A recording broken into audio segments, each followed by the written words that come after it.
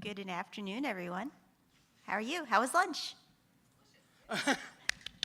I feel like we're a small enough group that we can just be very It's informal. hard to get bad food in Charleston, so. Welcome, everyone. I'm Candace Benji-Small. I'm head of research at William Mary Libraries. And I'm Ross Tedford, and I'm Director for Research and Instruction at Wake Forest University Libraries. And so our presentation today is titled, So You're an R1 Now, Opportunities and Challenges for New and Emerging R1s and R2s. So just as a heads up, we plan this as a lively discussion with you all having the lively discussion. So we have some introductory slides, and then we have some questions which we'll ask you to discuss with your neighbors and then report out.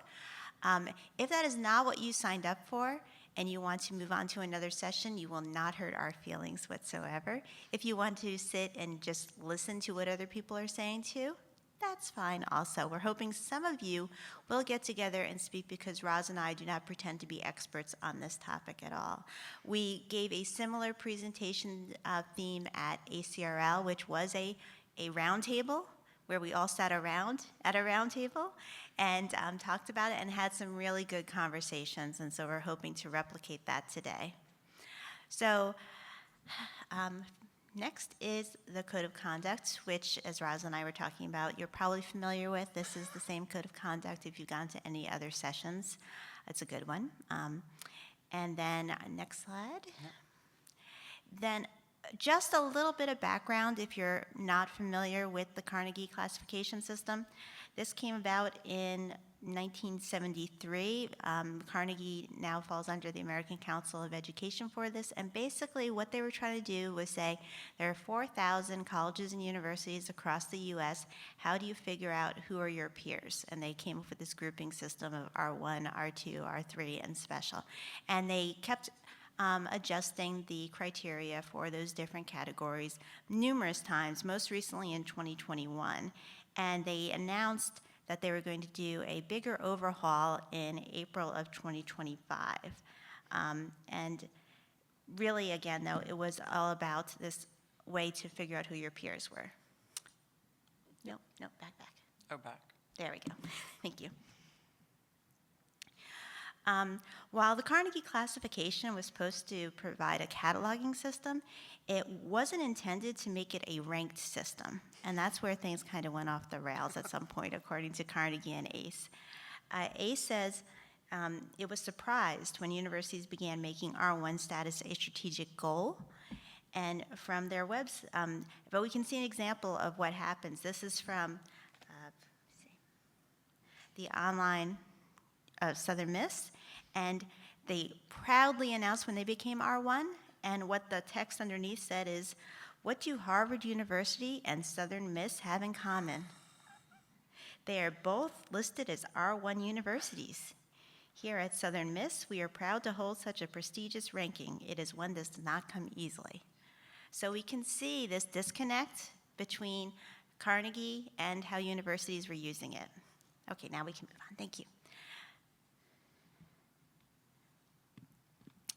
And so in the 2025 Carnegie Classification System, the updated methodology uses a clear threshold to define the highest research designation, $50 million in total research spending and 70 research doctorates.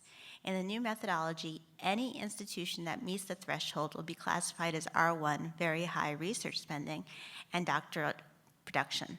The R2 threshold, with that classification now called high research spending and doctorate production, will not change from the current level of $5 million in research spending and 20 research doctorates. So they were trying to make it really clear-cut, less of a like, here are all these elements that come in, just like how much money you bringing in, how many doctorates do you graduate? And so then April 2025 comes along, and they announce who falls into which category, and there were some big differences.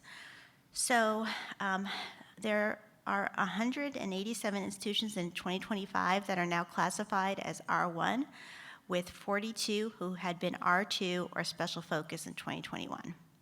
And then for R2, there are now 133 institutions, versus 139. And while might first think 133 versus 139 is not a lot, remember, a lot of the 133 moved into R1. So both R1 and R2 suddenly have a whole bunch of people, or a whole bunch of institutions that were in different classifications as of March 2025. So they warned us, right? So at William & Mary, we started hearing about this in 2024, that this was coming, and there was a lot of hubbub about, what does this mean? Are we going to make it? We're not really sure. We weren't really quite knowing how it will be. And then I think we graduated 71 PhDs? Yeah. We were like just barely moved over to the R1s. The joke kind of was like, oh, if we had just given more funding to one student, maybe we could have stayed in R2. Because we are, William & Mary, if you don't know, we are 6,000 undergrads to 2,000, 3,000 graduate students. We are small. When you think of an R1, you don't think of small. You think of those schools that have, 15, 20, 25,000 students or more. So we're suddenly a very tiny fish in a big pool of R1. So that's where we are. Where's Wake Forest these days, Raz? So for those of you who don't know, Wake Forest, we're in Winston-Salem, North Carolina. We are private. We are similar in size. We're private. William & Mary is public. Mm-hmm. Not that that matters so much in the R1 conversation, but we are we're about at 5,500 undergraduates right now, and a FTE when you include graduate students of just over 8,000, and we are 2 PhDs below R1 now. And most of our PhDs at Wake come from our health sciences. We only have on what we call the Renolda campus, which is everything but the med school and health sciences, we only have PhDs in physics, chemistry, and biology, and we give 3 or 4 a year in those, and the majority of them are on health sciences. William & Mary does most of theirs through their School of Education, as they don't have a med school, but we were 2 below, and at Wake, like many years ago, I mean, this it's possible that this is an urban legend, but I've had enough people who've been at Wake even longer than me, which is saying something, say that this is true.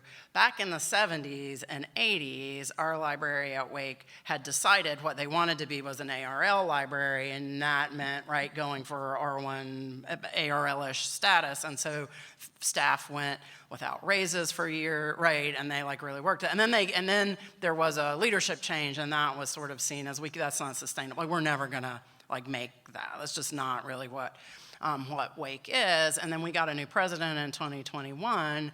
She came from Vanderbilt, and of course they were an R1, and so the chatter started again, like, should we be an R1?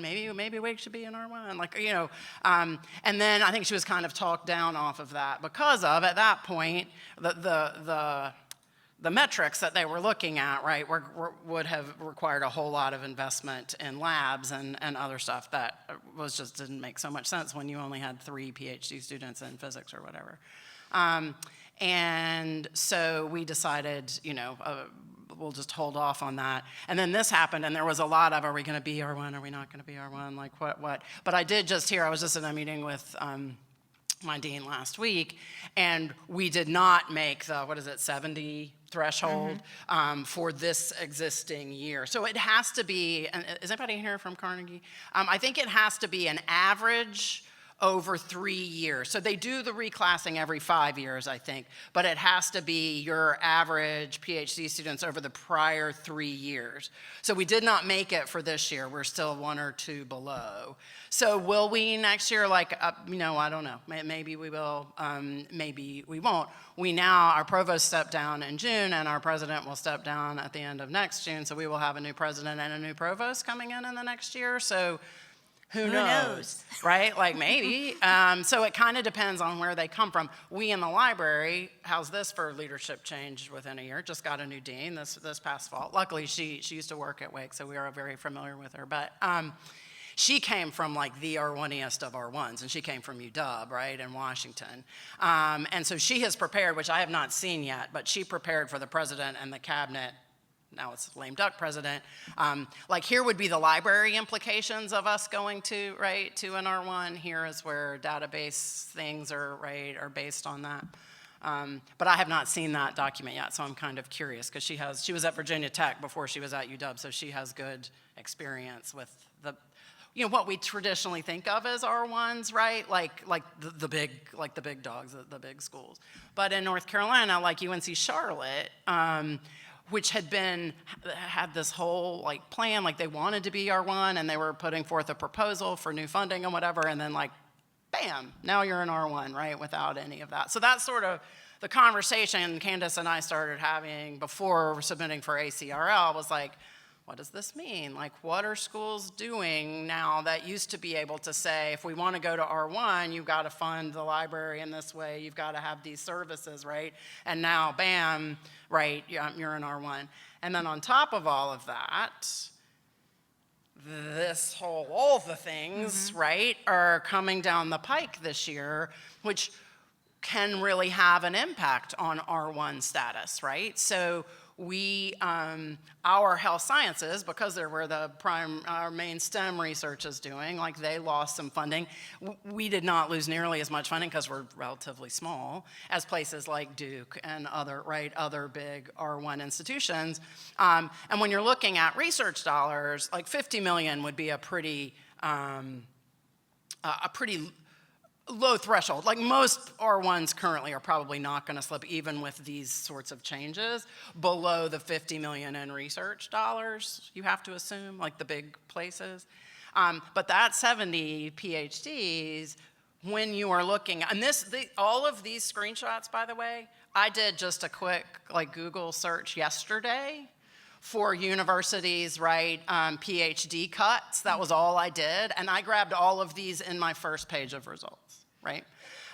So this is not, I think, a small, insignificant thing. So if you have a school like William & Mary, who's just a few over the R1 threshold now, in 4 years, right, if they've had to cut back on PhDs, even for just a couple of those years, right, then do you like what does that mean? So that's where this whole conversation is. But what we are interested in, because like that, this is the extent of our expertise. Like we are not experts in this, but we found it really useful at ACRL when we brought folks together, that we had people that had just become R2s, and we had people that had just become R1s, and we had some people who had been R1s for a while, but were a little iffy about what this whole environment was going to be. And we had really, really interesting discussions, and sort of it fosters a sort of sense of we're all in this, right, together, which I think can be a useful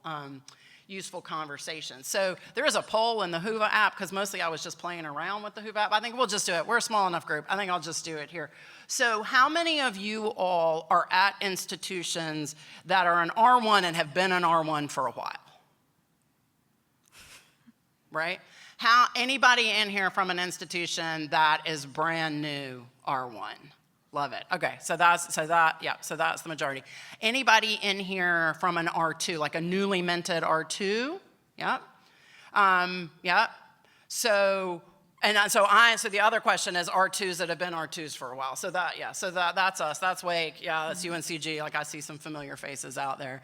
But we offer PhDs, so who knows? Anybody in here from like the vendor side of the thing? Yeah, because it is something, right, for our content providers also, especially if they are pricing by our status, right, by Carnegie class, suddenly charging a 6,000 student, like, undergraduate heavy school like William & Mary the same price that you are charging University of Michigan or whatever.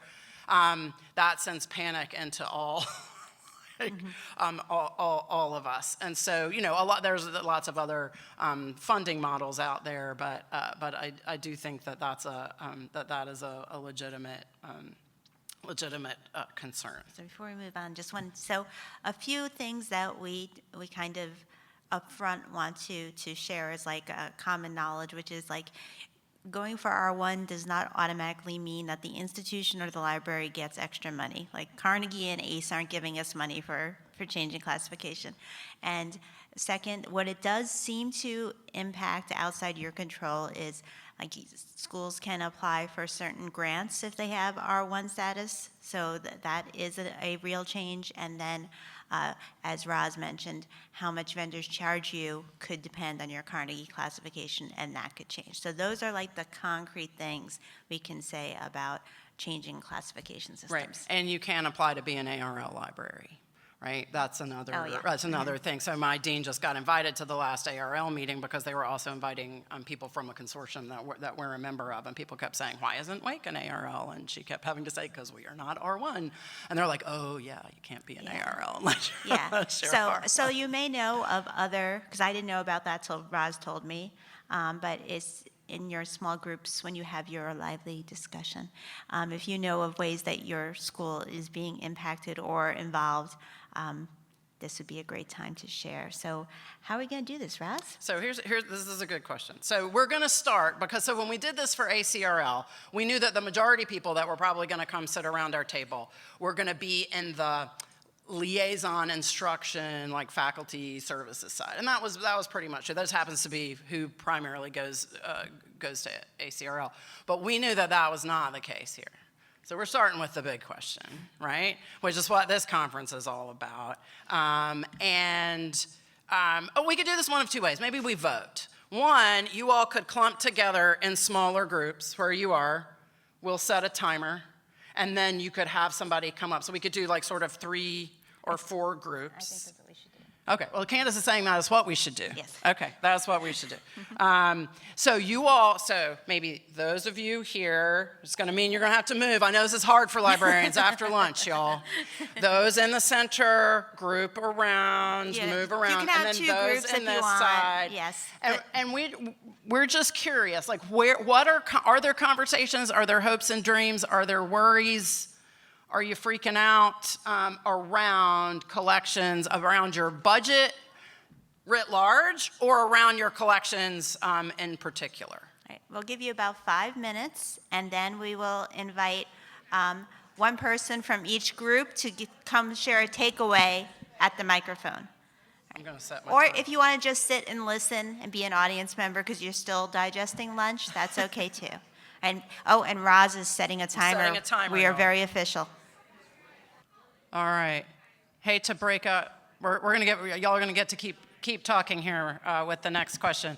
Candace is gonna bring around the mic and let each of the 3 groups sort of report out on what you talked about, big takeaways. Oh yes, everyone nominate a spokesperson. Come on. Okay, good. We're gonna start. We're gonna start with the circles, the ones who got in a circle. Organized if you're in a circle. All right, who's going to speak?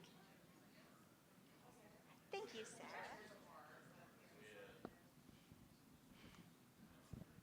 Sarah. Some of our conversations revolved around having, say, a newly minted research institution on a teaching institution budget, and how that there is this perception that the university has unlocked some magical funding pot upon achievement of this new status, and the faculty are disappointed that that's not the case. But this really isn't that different from anything else in faculty life. I think they all thought it was going to be cushier than it is. Nonetheless, at my institution, they did have the idea that they were going to hire faculty and just kind of wait for critical mass of demand to build before they invested in the library. But in the meantime, we do have some faculty who understand that there's a magic button they can push, and some who just can't understand why we don't have things. And it makes messaging around the budget complicated. Thank you, Sarah. All right, next group. Okay, Jason Moore, Lehigh University. The conversation here was about some institutions with large budget cuts recently and becoming R1 at the same time, and the implications of that. Jesse here was at Cornell, long time R1, and now he's at Binghamton, which recent 2019. So he's been doing a lot of work and around that, and some of it has been pursuing more read and publish agreements, transformative agreements. And they're building out a research services unit that they didn't have before. that type of thing. And Christopher here was talking about some system issues in UW system where you have some institutions getting priced a certain way that have been R1 for longer and have more funding, but smaller institutions getting priced the same within the system as other institutions. Is there anything else that, yep, all right. Thank you. Is anybody else Thank you, building Jason. out research, like support departments? Like we're pondering that too. We've got a question later on if we have time to get to it about that sort of thing. I was curious because I think that's one thing that. Awesome. There you, SUNY Binghamton, hiring soon. You heard it here first, y'all.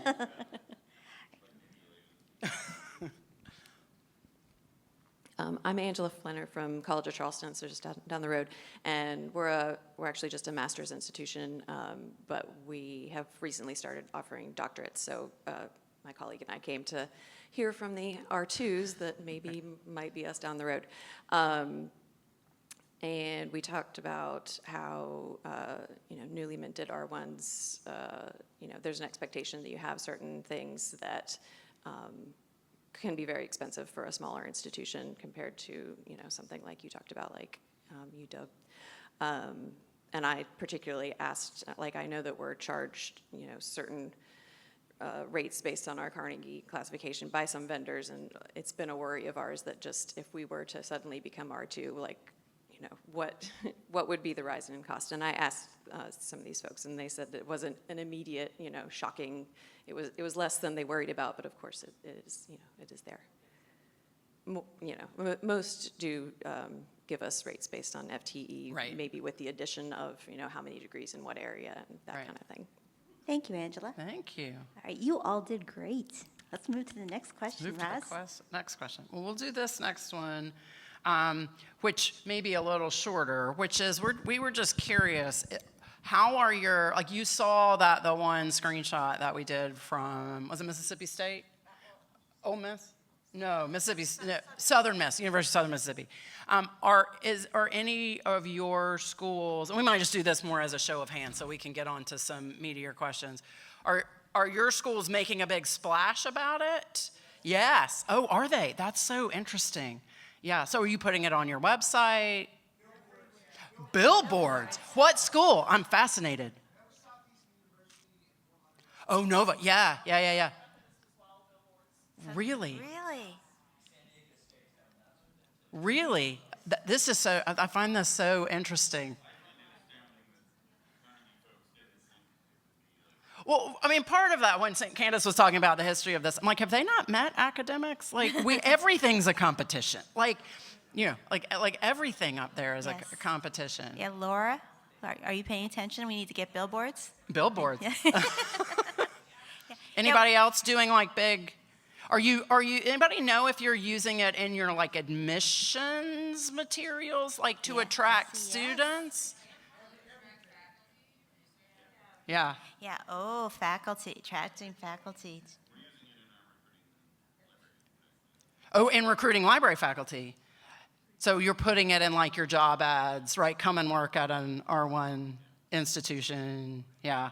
And some schools are doing it with faculty as well, like recruiting. Because I heard a lot about expectations, and we're going to come to that in a minute. That's going to be another question, which is like managing, like when everyone's an R1, is anyone an R1? Like it becomes that sort of, are you going to have like the R1 gold level? We'll do the open access model, right? The R1 gold level and the R1, like, bronze and, whatever the other. No, I will not. No, let's not. I love the idea, though, of like, the Southern Miss of where they're like, Harvard and us, we're R1. It's gonna We're the be like, same. Samesies. SUNY Binghamton and us, we're R1. We're the same. We're all the same. We're all R1s. R1. That's great.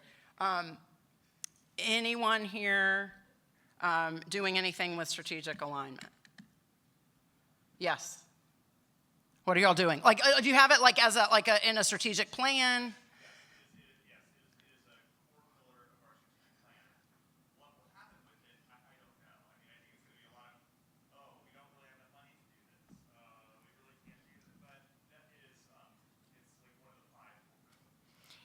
Yeah, I think that was something that came up a lot in our ACRL roundtable of how a number of schools, Clemson, for example, did a really thorough study of like, if we're R1, this is what it would mean in terms of staffing and resources and budget. And they gave it to the administration who went, yeah, Yeah. you're not getting any of that. Because we're in R1 whether we do that So- for you or not, Yeah. right? Was essentially So the, I think it's been a tricky thing of Yeah. like, you can plan for it, but whether the higher administration is ready to put resources behind it. You have your hand raised again. Yeah, Please and tell we'll us. come to you next. Yeah.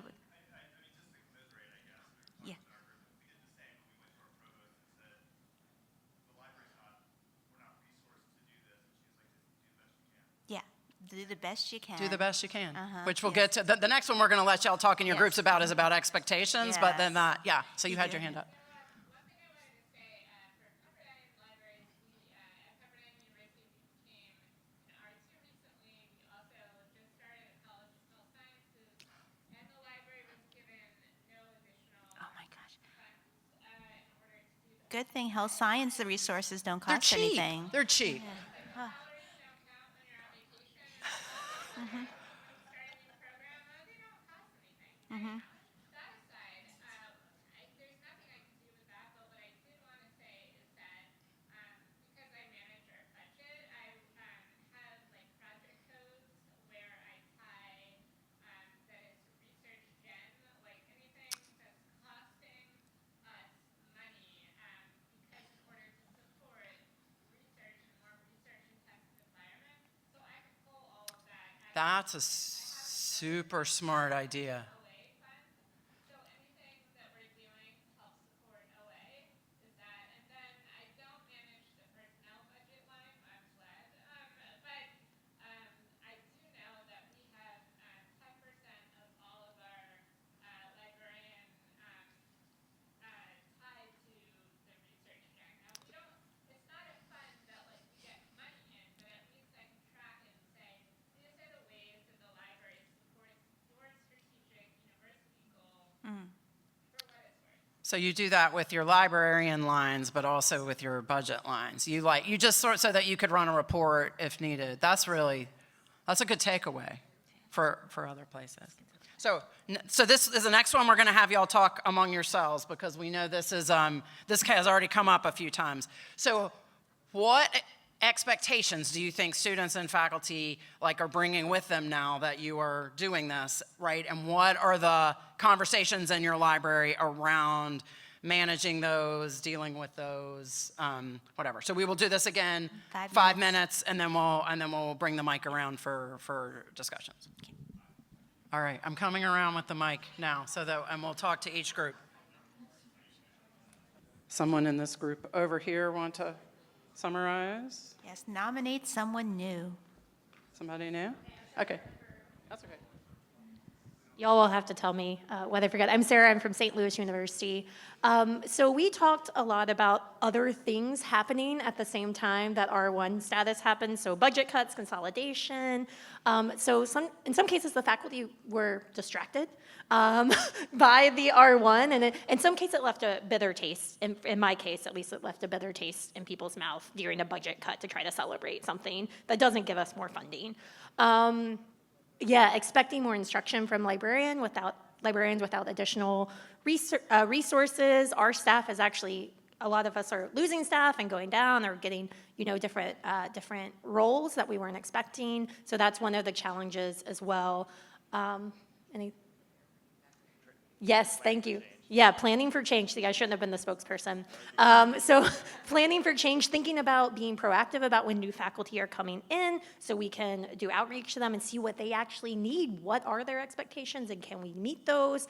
And then we also talked about the idea of faculty when they're leaving. So when we have retirements, what resources are we kind of specially providing for those faculty and can we reduce there? That's a good one.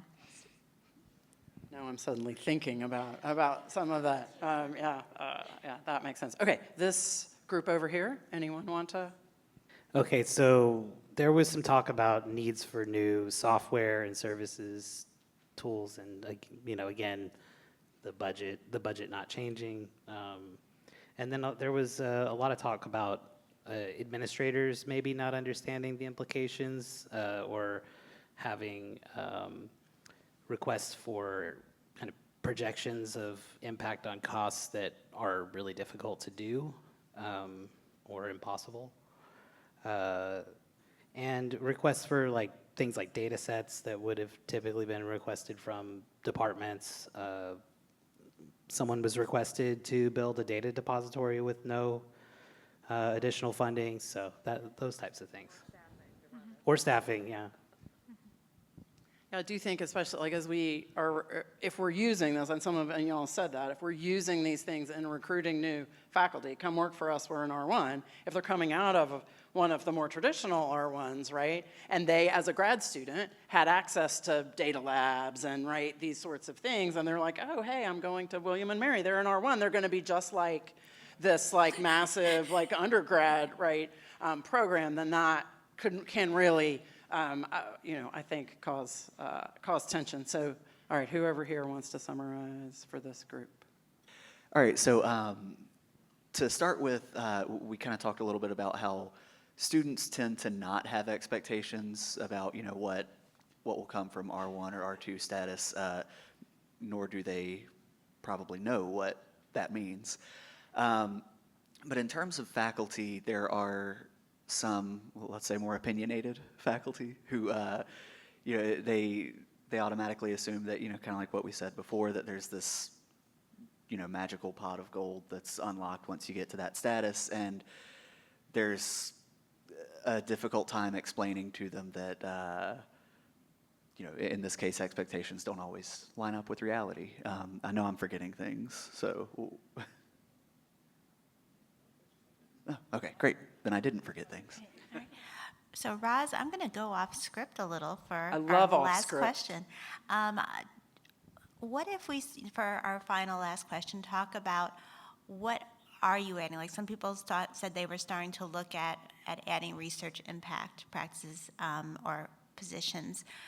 What are the pros? Are there anything that you see now as a new avenue you're exploring, or positive things for the university, or things that you think might be interesting for other people to think about? So let's see if we can spend 5 minutes talking about what are new avenues we see, new opportunities we see, maybe that are going to be challenging in other ways, but maybe would fit with someone else in your circle. Does that sound okay? All right, we're going to end on a positive note, y'all.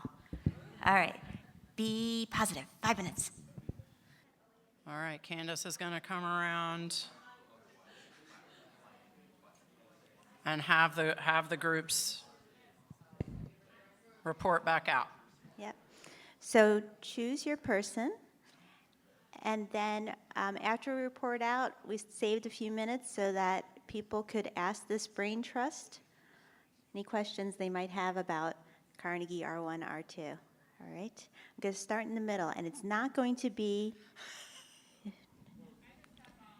Thank you, Colleen, because Jason needs a break.